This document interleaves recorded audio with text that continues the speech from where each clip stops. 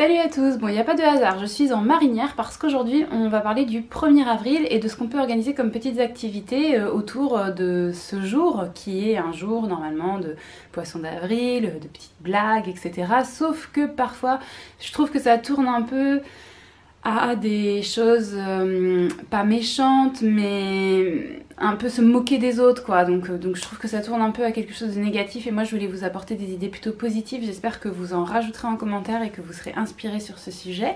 Alors je garde moi l'idée d'accrocher des poissons dans le dos parce que je la trouve assez rigolote. Je trouve que ça peut être l'opportunité avec les plus grands d'aborder, voilà, de parler des poissons de manière générale, donc de parler de poissons peut-être dont on parle pas d'habitude, de connaître les spécificités du poisson lune, de savoir les différents types de requins, etc. Donc on imprime des poissons déjà tout faits avec les plus grands, on les observe, on les nomme, on les découpe, et avec les plus petits ça peut être rigolo de dessiner des poissons tout basiques, de les colorier et pareil de les découper, puis après de s'organiser voilà, un petit jeu où on sait tous qu'on a des poissons dans les mains et qu'on doit essayer de se les accrocher mutuellement. Moi je trouve que ça marche plutôt assez bien avec les enfants.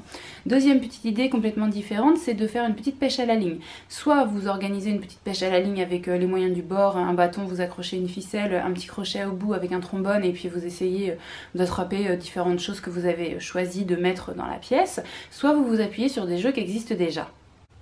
Nous on a celui-ci, donc voilà, qui tourne et du coup avec les petites cannes à pêche là, on doit essayer de mettre dans les poissons.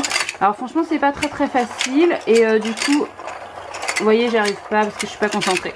Enfin bref, c'est ce jeu là et ils disent à partir de 4 ans, je trouve que c'est à peu près ça, mais c'est pas un jeu dingue, hein. Je vous le montre juste histoire de connaître voilà que ça existe. Je vous montre aussi celui-là donc qui est de chez Lidl et qui est facile, même là c'est marqué à partir de 2 ans mais même avant 2 ans parce que c'est des petites cannes à pêche qui sont aimantées, donc là j'ai juste mis les poissons à l'intérieur. Le but c'est d'aller poser dessus et je préfère honnêtement celui-ci parce que du coup bah il fait moins de bruit et il est plus joli je trouve et plus accessible pour les plus petits, mais il y en a plein d'autres, vous en avez peut-être déjà chez vous, donc à vous de vous appuyer sur les supports que vous avez.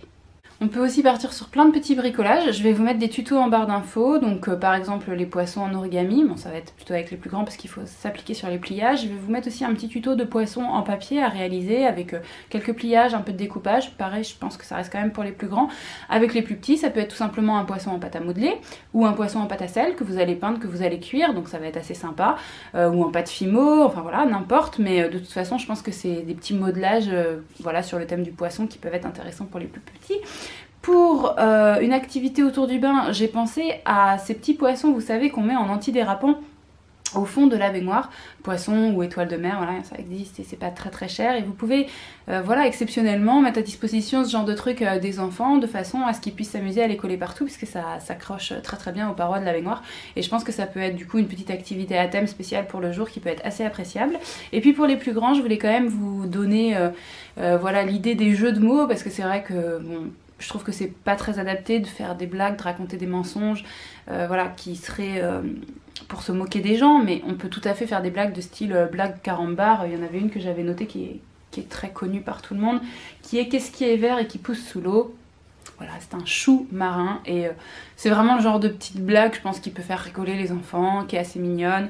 Donc si vous en avez pas, vous pouvez en trouver sur internet, vous pouvez demander autour de vous, il y a tout le monde qui en connaît, sinon vous achetez un paquet de carambars, mais bon, voilà, vous n'êtes pas obligé de passer par cette étape. C'est vraiment juste, je vous ai donné ce mot-là, blague carambar, parce que c'est vraiment l'idée quoi, de faire des petits trucs très simples.